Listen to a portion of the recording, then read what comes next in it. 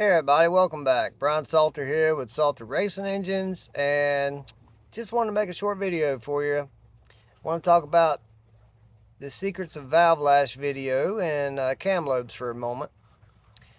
In that video, I was talking about the importance of setting your lash, and some may ask, why is valve lash important? Well, for lots of reasons, but in the end, it comes down to cylinder pressure. And it comes down to I want all my cylinders doing the same amount of work. Valve lash has a drastic effect on valve timing events. Valve timing events have a drastic effect on cylinder pressure. Valve lash has a big impact on longevity or lack of longevity. So it's important. Now, in the video, I have a camshaft sitting on V-blocks, and I have a dial indicator sitting on the base circle. And this is really what I want to talk to you about. In that video, I showed you, I made a comment. I said sometimes on certain cams, the base circle is not the smallest part of the cam. It's not the lowest part of the cam. I run on some jobs, we run extremely aggressive cams. And remember, folks, there are levels to this game. And you'll see in the video that the dial indicator, as I'm rotating the cam around in the direction of rotation, we get right to the clearance ramp, and all of a sudden the dial indicator starts falling off. It drops 0.02 below the base circle. And then all of a sudden it starts to rise. That's not a problem. That's not a flaw. It's made that way. We have ball nose or bull nose cam grinds, all kinds of different lobe designs. And on very aggressive cams, I've been seeing this for more than 25 years. On certain lobe designs, right at the clearance ramp, it will drop 0.02 below the base circle before it starts to rise. And I've had people, just a couple guys, I mean, insignificant really, tell me they're experts at tractors and something's wrong with my cam and I'm an idiot. And I think even maybe another shop said don't listen to me. So whatever. Instead of saying that, guys, why don't you investigate it? I made a promise that I would never say nothing on YouTube that I can't back up. And that's dangerous for some people because I can back up everything I say. If you don't want to listen, that's okay. I'm here to teach people who do want to listen. I'm a friend to the racer. I'm a friend to the engine builder who maybe is learning. And there are some pros out there that have called me. You wouldn't believe the phone calls I've had this week. One shocked me, the one I got yesterday, from a very well-known person who owns a cam grinding business. And if I told you his name, he asked me not to. Let's just say he's way older than me. He's way older than David Vizard. And that's all I'm going to say.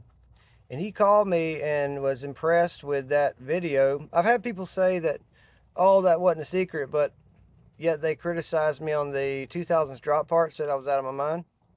Evidently it's a secret because you don't know about it. So for those of you who want to learn, keep listening. I'm here to help you. I'm not here to hurt you.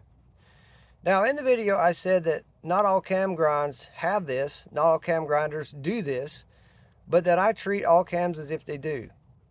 The 2000s drop is hardly noticeable by the lifter. In fact, it probably doesn't even see it.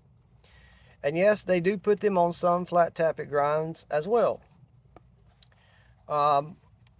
Again, it's on very aggressive special lobes. So I always count that as part of my lash. Now, no one told me to do that. No one told me not to do that. It's something that I do, that I've learned to do. Right or wrong, it's worked for me for many, many years. So when you set your lash, be precise about it. Always final check them cold. When you set them hot, by the time you get to the next or the last cylinder, it's already changed. It's already cooled down. The lash has already started to close up. And if you reset your lash, you're going to be completely different from the first one you started with. So set them cold. Set them cold, check them hot, so that you can see the growth and how much you're having. And then final set them cold. I like checking mine frequently because it lets me know if anything's coming apart. It lets me know that everything's settled in. And you say, well, they don't need to be checked that often. Yeah, they do. Yeah, they do. And I'll tell you why. If you get a valve that's ground on a 30-degree seat and a valve that's ground on a 55-degree seat, well, maybe you don't do stuff like that. But the 30-degree seat will last a whole lot longer than the 55-degree seat because it's easier to pull it up into the seat. Again, there are levels. And when you build an engine that's just all out, it's all it can possibly make, that engine needs a lot of care. That engine has to be babied and really maintained versus other engine designs that are not all out like that. Okay, I've always told you guys that there's a level where you have an engine that I'll put out that's just all out, all it can do, and one I'll give somebody who needs to last a whole season. The two are different. So not a lot different, not a lot different, but they are different in some ways that some needs more care than others.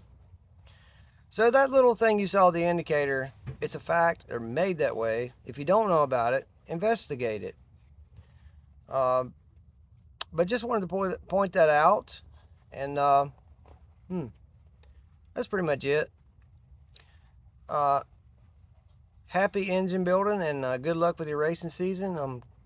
I am looking at your wishes. I had people put on there what they'd like to see us do, so I'm trying to get to them. I've got a lot of work, especially with the shop, and again, I'm not building for the public. I'm building for just a hand select few people these days. I do college lectures and stuff like that. Trying to chill out to keep my health intact. So anyways, thanks guys. Thanks for your likes and your subscriptions. I do appreciate them very much. And I really do have your best at heart when I make these videos. And like I said, if I can't prove it, I'm not going to say it.